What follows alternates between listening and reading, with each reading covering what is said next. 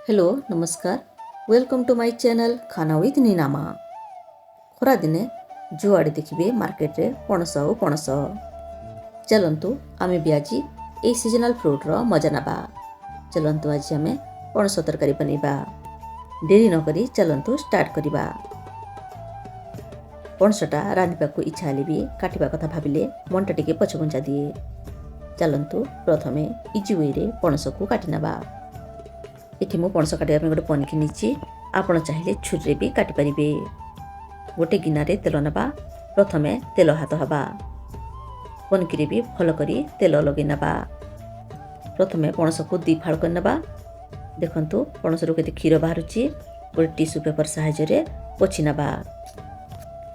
पणस को प्रथमे राउंड राउंड करी काटि नबा। चोपा छड़ीबा को इजी हबो। पणस भितर एई पर्सनटा जो देखुचंती ताको काटिकी बाहर कर नबा।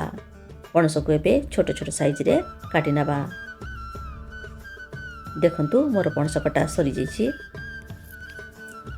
पणस को भल करी धोई नबा।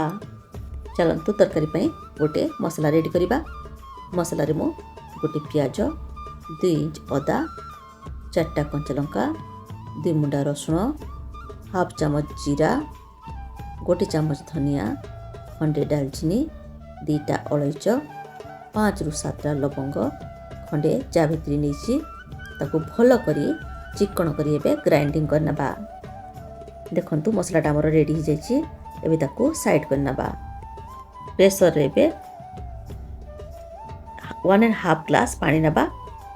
पानी रे पणस सब को पके 2टा सीटी लगेबा। देखंतु हमर प्रेशरटा ठंडा हो जाइछि। एबे खोली नबा चेक करिबा पणसटा सिझि कि नहीं। देखंतु पणसटा सिझि जाइछि। एबे गोटे छणा रे पणस सब को छाण नबा। गोटे मेसर साइज रे मेस कर नबा। एबे गोटे मिक्सी जार रे पणस सब को नबा। मु एठी गोटे गिना छोट काबली चढ़ा नैछि बतुरेई की रखितली। आपण चाहिए बुट डाली भी ऐड करि परिबे। एथिरे एबे 10 रु 15 कोळ रसुण गोटे इंच अदा 15 रु 20टा गोलमरिच 5 रु 7टा लवंग गोटे चामच जीरा 3टा कंचा लंका टेस्ट अनुसार लुण गोटे tablespoon red chilli powder गोटे tablespoon garam masala powder गोटे टेबल स्पून हल्दी पकई ग्राइंडिंग करनबा। देखंतु पेस्ट आमे बेसी पानी दबानी। हमर ग्राइंडिंग हो जाइछि। मिक्सचर को गोटे बड़ बाउल रे ट्रांसफर करनबा। एथिरे बे गोटे टेबल स्पून बेसन ऐड करिबा। बेसन ऐड कले भलो करी बाइंडिंग हबो। एबे हाथ रे छोट छोट पोर्शन नै बॉल बनेइबा। बॉल सब को हाथ रो मझिरे रखी टिके दबेई दी ए शेप दबा। देखो मोर सब बॉल भी रेडी हो जाइछि। एबे गोटे पैन रे तेल नबा। तेल गरम होवा परे ए जो कोफ्ता सब एबे पके नबा। बॉल गुडा को छानिबा समय रे गैस रो फ्लेम को मीडियम रे रखी छानिबा। 7 रु 8 मिनिट कोफ्ता सब को हमें गोल्डन ब्राउन हवा जाए फ्राई करिबा।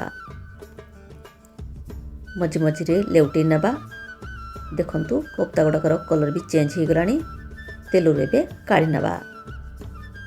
देखंतु बरा गुडाक केते सुंदर हेछि। ऊपरटा क्रिस्पी भीतरटा सॉफ्ट हेछि। आपण ए बरा गुडा को तरकारी न करी स्टार्टर रे भी खाई परिबे। एटा गोटे बढ़िया स्टार्टर आइटम टी भी हबो। चलंतु बे आ गोटे बेच तेल रे पके नबा। सेम 7 रु 8 मिनिट फ्राई करिबा। देखंतु कलर भी चेंज हो गलानी। एबे हमें तेल रो काढी नबा। देखंतु मु एठी कि छोट आलू रो चोपा छोड़ी नीची। देखंतु बोरा गोटे फाळ करके देखौची। ऊपरटा क्रिस्पी भीतरटा सॉफ्ट हेची। गैस रे भी गोटे कड़े बसेबा। 2 रु 3 चामच सोरिष तेल नबा। तेल रे भी खंडे दालचीनी खंडे जावित्री 4टा गोलमरिच 4टा लवंग पके नबा। गोटे चक्री फूल पके नबा।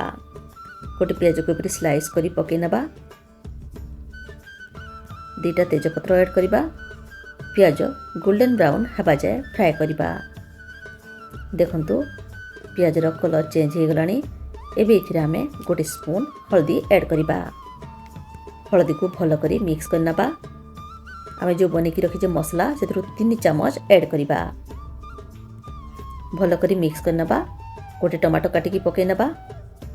इथिरे बे टेस्ट अनुसार लूण ऐड करबा। टमाटो सिझा पई 2 मिनिट ढांकी दबा।